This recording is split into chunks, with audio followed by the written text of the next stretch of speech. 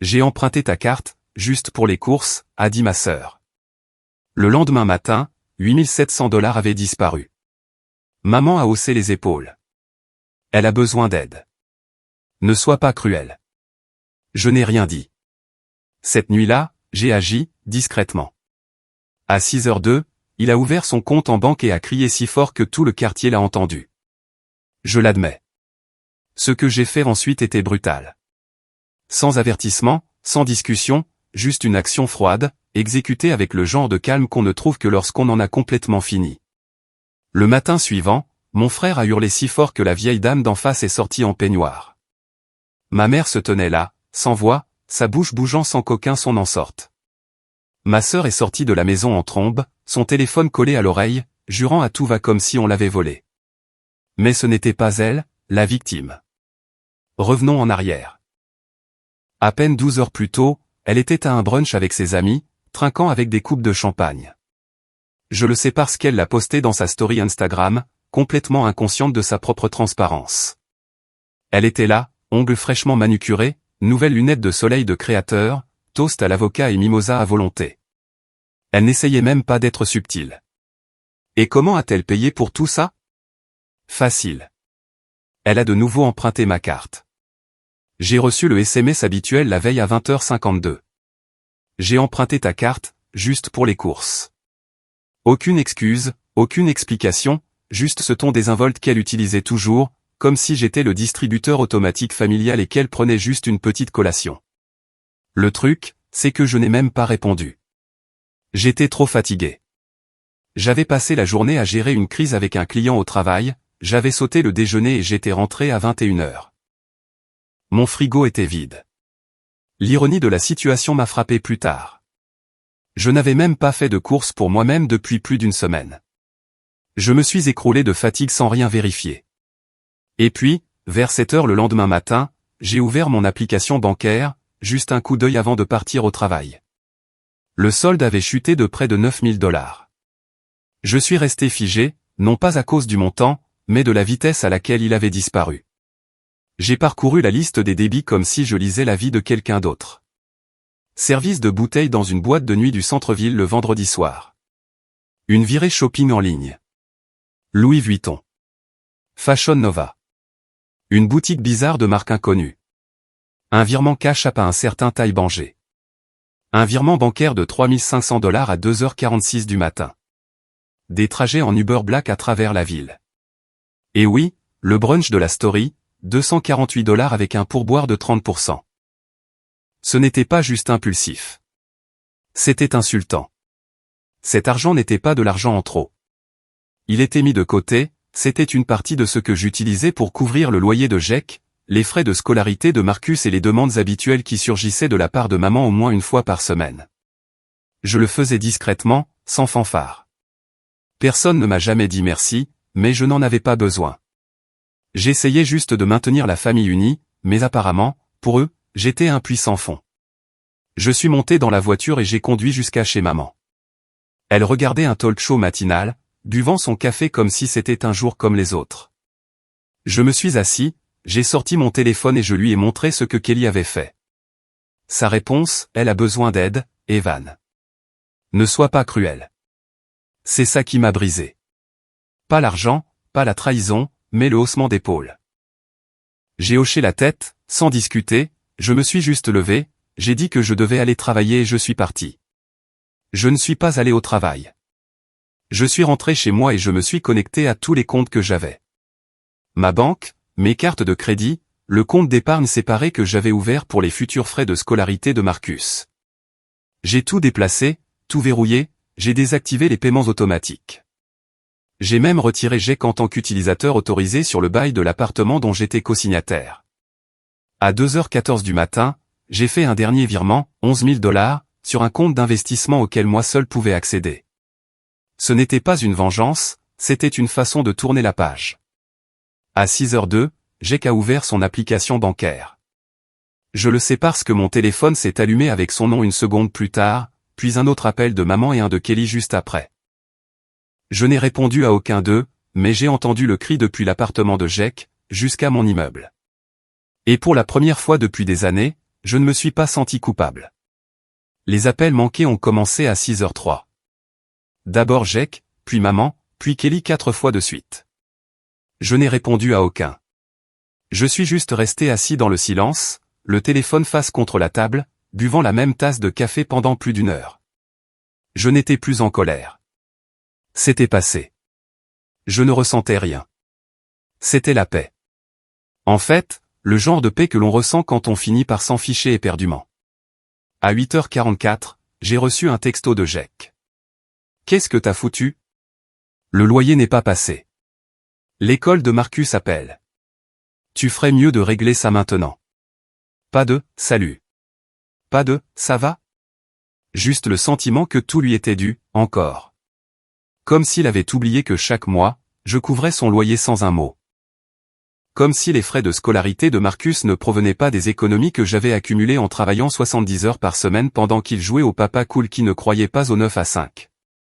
Comme s'il ne vivait pas dans un appartement pour lequel j'étais techniquement cosignataire parce que son dossier de crédit était pourri. À 9h12, il frappait à ma porte comme si l'immeuble était en feu. J'ai ouvert lentement. Il m'a mis son téléphone sous le nez. Solde, 3,18 $. Son loyer était dû la veille. Il voulait savoir ce que j'avais fait, pourquoi j'avais tout coupé. Je n'ai pas crié. Je ne me suis pas défendu. Je lui ai dit la vérité, que le soutien était terminé. Que je ne leur devais rien. Surtout pas après ce que Kelly avait fait. C'est 8700 $. Ils avaient été volés. Il n'y avait pas d'autre mot. Il s'est emporté. A dit que je l'avais pris au dépourvu. Que je sacrifiais Marcus juste pour prouver quelque chose. A dit que j'agissais comme si j'étais meilleur que tout le monde. Je n'ai pas répondu. J'ai juste refermé la porte.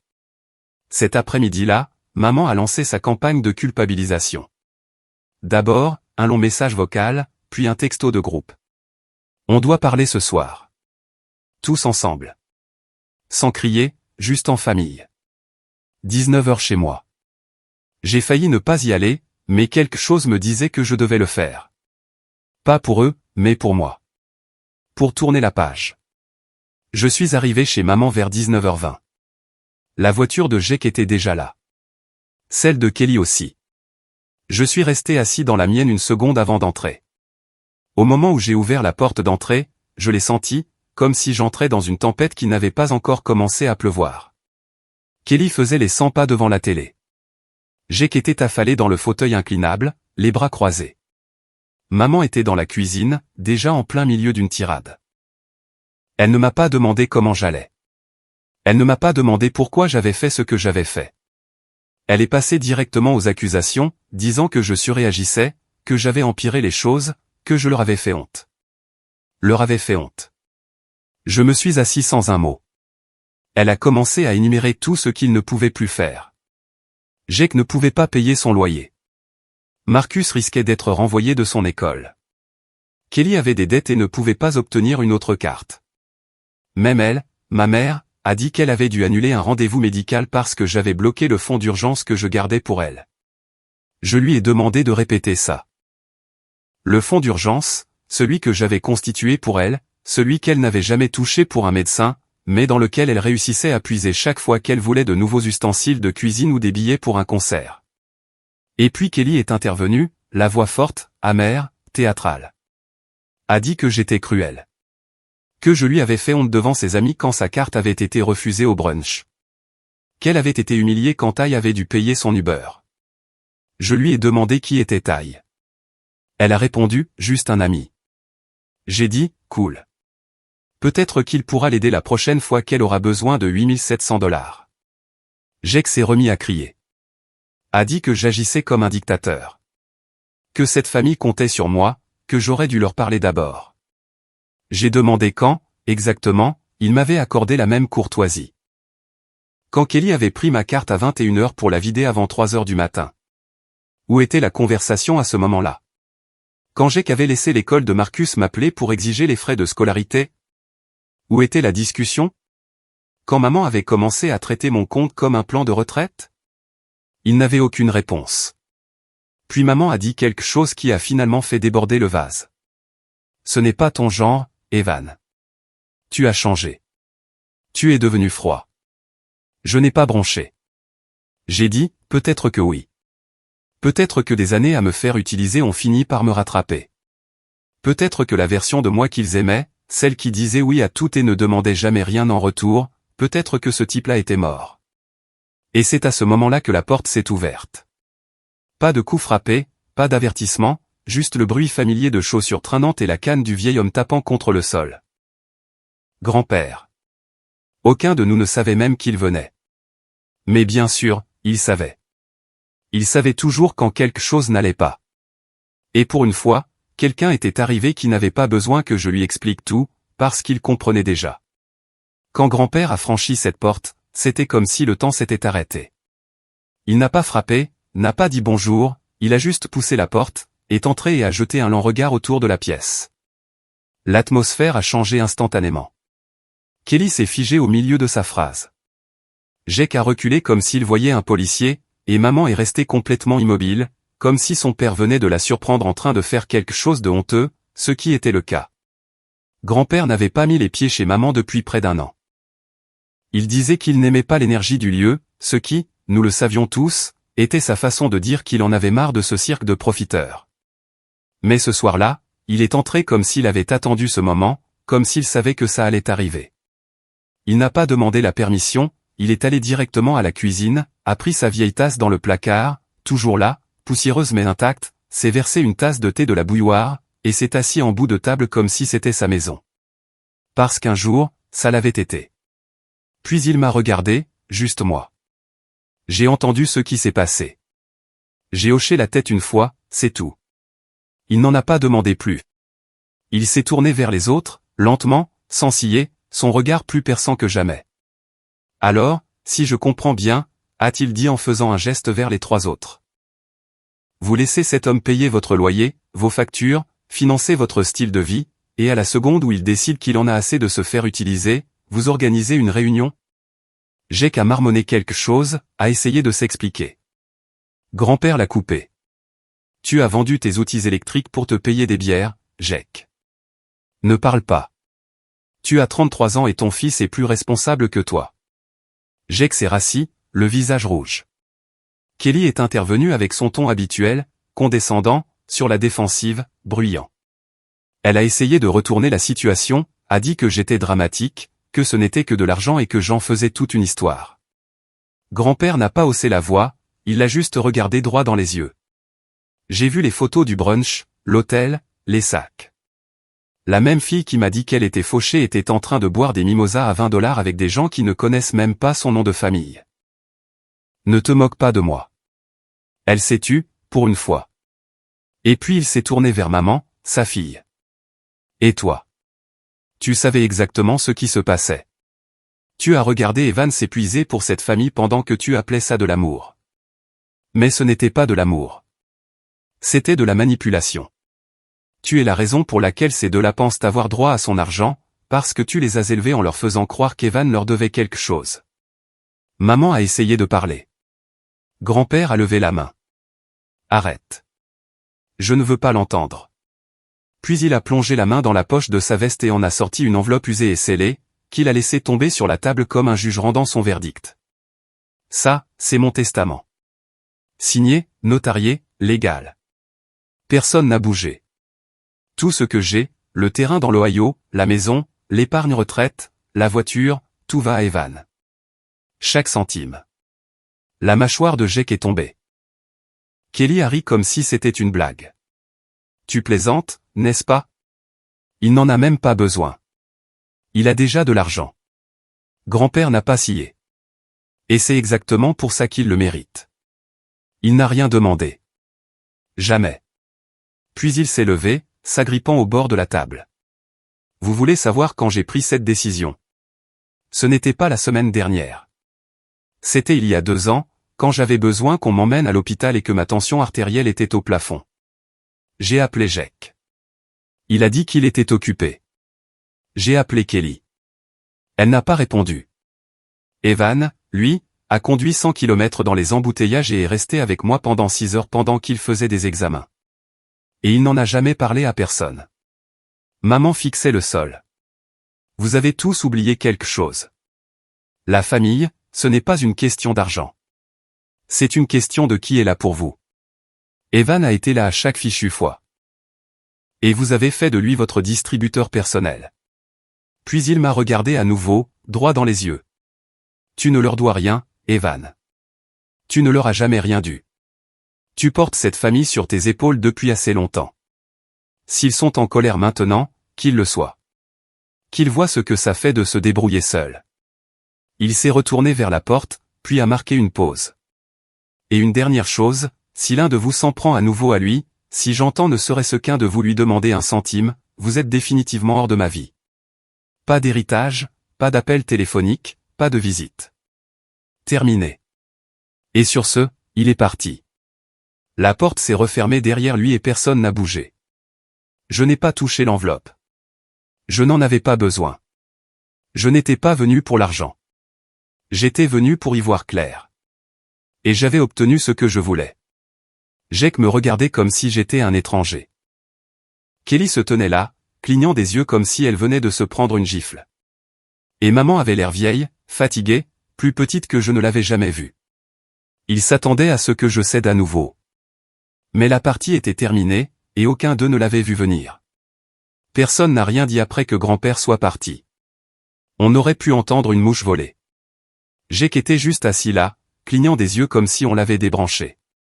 Kelly n'arrêtait pas de secouer la tête, comme si elle avait mal entendu tout le discours. Et maman, elle avait l'air d'essayer de trouver un moyen de retourner la situation à son avantage, mais rien ne lui venait. Pour la première fois depuis longtemps, personne n'avait le contrôle de la pièce. Kelly a finalement brisé le silence. Il bluffe, a-t-elle dit. Il est juste en colère. Puis elle m'a regardé. Tu as manigancé ça avec lui? Je n'ai pas répondu. Je me suis levé, j'ai pris mes clés et mon téléphone. J'étais à mi-chemin de la porte quand maman m'a interpellé. Tu vas vraiment faire ça? Laisser la famille se déchirer comme ça? Pour de l'argent? Je me suis retourné et je l'ai regardé. Ça n'a jamais été qu'une question d'argent. Vous en avez fait une question de contrôle, d'attente, de culpabilité. Tout ce que j'ai fait, c'est arrêter de jouer le jeu. Elle a essayé de dire quelque chose, mais rien n'est sorti. J'ai qu'à marmonner quelque chose comme « Tu te crois meilleur que nous maintenant ?»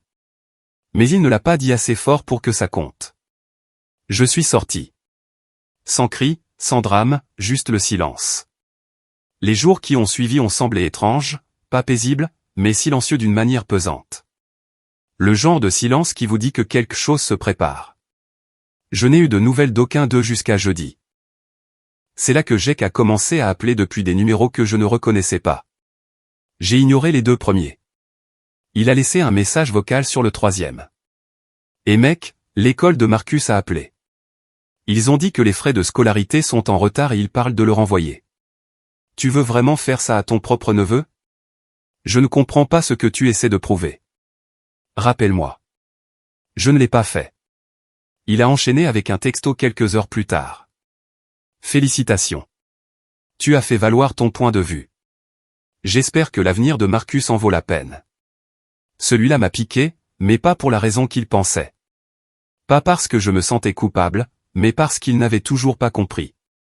Il pensait toujours que c'était une question de vengeance, pas de responsabilité. Kelly a suivi sa méthode habituelle. Elle a posté un tas de stories Instagram vagues et amères. L'une d'elles disait « Méfiez-vous de la famille qui se prend pour Dieu alors qu'ils ne sont que de petits hommes aigris. » Toujours aussi classe. Je n'ai même pas réagi. Elle pouvait se plaindre à ses abonnés autant qu'elle voulait. Aucun d'eux ne proposait de payer ses factures. Puis, samedi soir, j'ai reçu un appel que je n'attendais pas. Pas d'identifiant d'appelant. Je l'ai ignoré. Puis il a sonné à nouveau. Puis une troisième fois. J'ai décroché à la quatrième. C'était Marcus. Sa voix était calme et incertaine. La première chose qu'il a demandé était « Tu es en colère contre moi ?» Je lui ai dit que non. Que rien de tout cela n'était de sa faute. Que j'espérais qu'il allait bien. Il m'a dit que l'ambiance à la maison était tendue.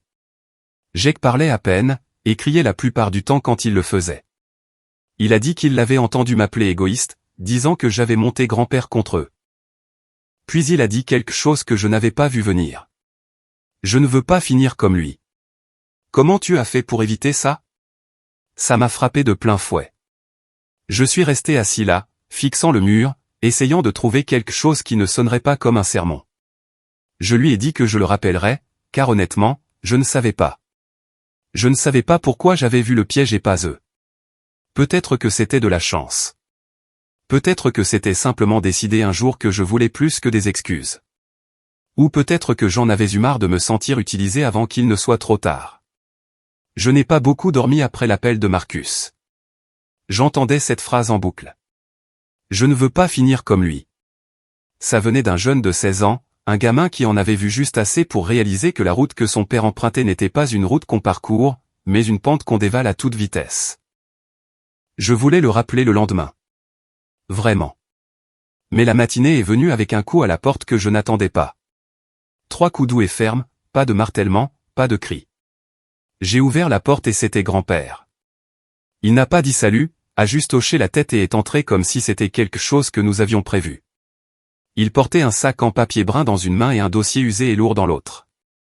Sans hésitation, il est entré, a posé les deux sur la table de la cuisine et s'est assis comme si c'était chez lui. Du sac, il a sorti 2 sandwichs emballés dans du papier d'aluminium, quelques root beers et ce qui ressemblait à une enveloppe Kraft qui avait vécu l'enfer. « Tu n'as pas encore mangé ?» a-t-il dit, en déballant déjà son sandwich.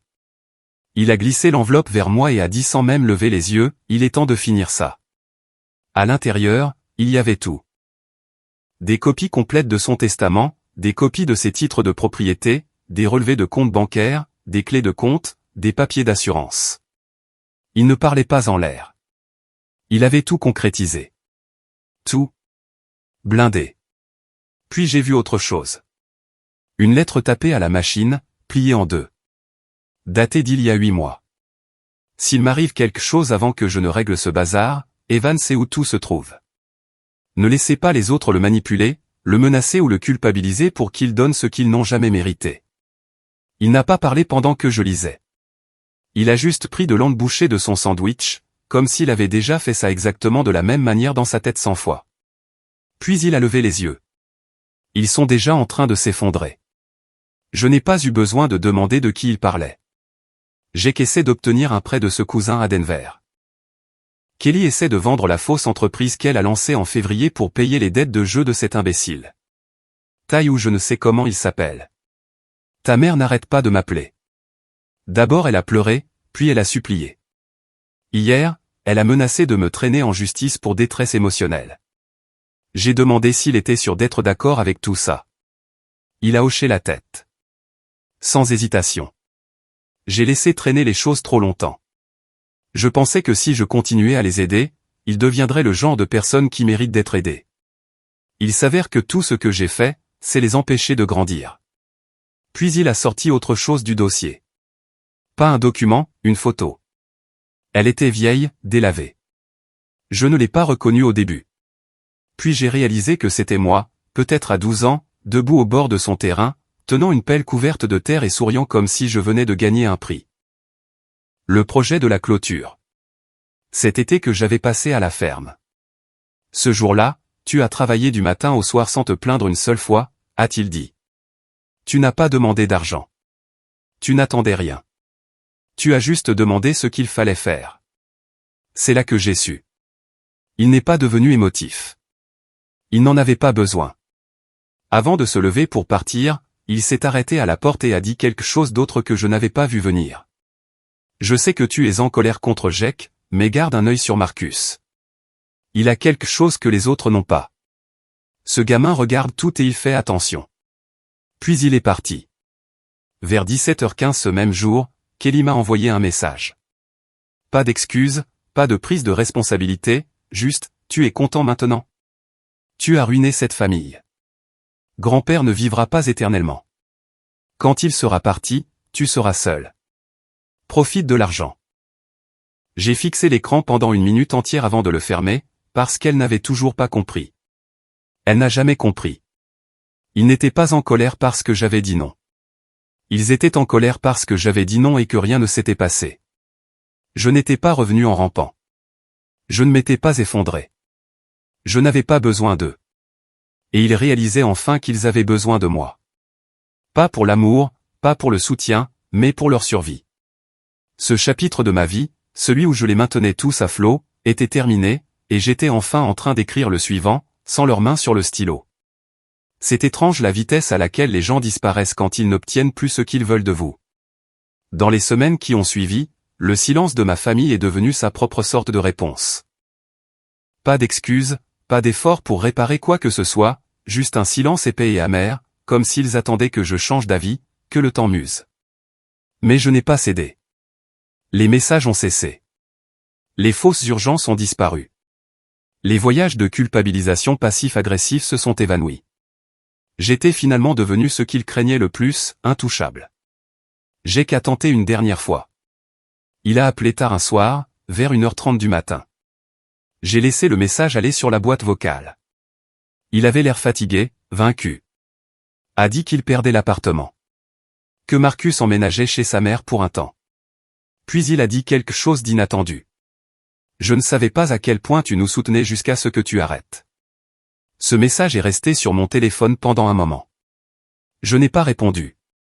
Pas parce que je m'en fichais, mais parce que je savais qu'il n'était pas vraiment sincère. Pas encore. Il n'était pas désolé. Il était désespéré. Kelly a complètement disparu des radars. Elle a supprimé ses réseaux sociaux pendant un certain temps. Un ami commun m'a dit que Ty l'avait ghosté après qu'elle ait essayé de mettre en vente un de ses sacs à main et se soit fait signaler pour avoir utilisé une carte volée. Pas la mienne. Apparemment celle de quelqu'un d'autre cette fois. Elle était en pleine dérive, mais ce n'était plus mon problème. Maman, cependant, m'a surpris. Un mois plus tard, elle s'est présentée à mon immeuble. Sans appel, sans avertissement. Elle n'a même pas atteint l'ascenseur.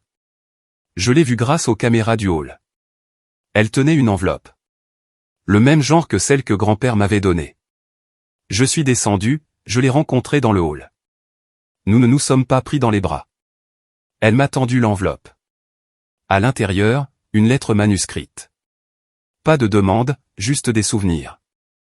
Elle parlait de quand j'avais 8 ans et que je m'étais cassé le bras, et qu'elle avait dormi sur un fauteuil à l'hôpital pendant 2 nuits. De la façon dont je laissais des dessins sur le frigo. De la façon dont elle ne savait pas quand elle avait cessé d'être une mère pour commencer à agir comme un percepteur de dettes. Et à la toute fin, elle a écrit quelque chose que je ne m'attendais jamais à lire de sa part. J'ai eu tort. Tu n'as jamais été le problème. Tu étais juste le seul qui continuait à être là. Elle n'a pas demandé d'argent. N'a rien demandé. Elle m'a juste demandé de ne pas disparaître complètement. Je ne lui ai pas répondu tout de suite. Je suis monté, je me suis assis avec la lettre, j'ai pensé à tout. Les années que j'avais passées à nettoyer leurs dégâts, la culpabilité que j'avais portée, les fois où je m'étais plié en 4, pensant que peut-être cette fois, cela m'apporterait la paix. Et puis j'ai pris une décision. Je ne suis pas retourné vers eux. Mais je n'ai pas disparu non plus. J'ai gardé mes distances. J'ai gardé mon argent. J'ai gardé ma paix. Marcus a commencé à appeler plus souvent. On parlait de l'école, de livres, de basket, de choses et d'autres. Rien de lourd. Mais un jour, il a dit, « Je crois que je comprends enfin pourquoi tu as arrêté d'aider tout le monde. » Je lui ai demandé ce qu'il voulait dire. « Tu n'as pas arrêté d'aider. Tu as juste commencé à aider de la bonne manière. » Et il avait raison. Je n'avais pas fini d'aider les gens. J'avais juste fini d'aider les gens qui ne voulaient pas s'aider eux-mêmes. Et pour la première fois de ma vie, je ne me sentais pas coupable de dire non. Ces derniers temps, c'est calme. Pas de drame, pas de nouveaux incendies à éteindre. Juste un retour lent et constant à une vie qui me semble être la mienne. Puis, sortie de nulle part, Kelly est apparue. Pas chez moi, pas avec un message ou un appel. Elle s'est présentée à mon travail. Je sortais du bâtiment vers 18h, écouteurs aux oreilles, quand je l'ai vue, adossée au mur du parking, les bras croisés, des lunettes de soleil comme si elle attendait pour tendre une embuscade à quelqu'un dans une série Netflix. Mon premier réflexe a été de faire demi-tour et de rentrer, mais elle m'a repéré. Elle n'a pas dit salut. Ne s'est pas excusée. A juste dit, j'ai besoin de 5 minutes. Pas pour de l'argent. Juste 5 minutes. Je suis resté là. Elle avait l'air différente, fatiguée, plus mince, moins sûre d'elle, pas de sac cher, pas de manucure fraîche. Elle avait été humiliée, qu'elle veuille l'admettre ou non. Alors, je lui ai donné 5 minutes. Elle m'a dit que Tai était parti, avait pris ses cartes de crédit, accumulé des dettes, puis l'avait bloqué. A dit qu'elle avait déposé une plainte à la police, mais qu'elle n'en attendait pas grand-chose. Elle squattait maintenant des canapés, chez une amie d'amis, sans travail, sans plan B. Mais ensuite, elle a sorti quelque chose de son sac, un certificat imprimé. Il venait d'une université communautaire. Elle s'était inscrite à un cours du soir sur les principes fondamentaux de gestion.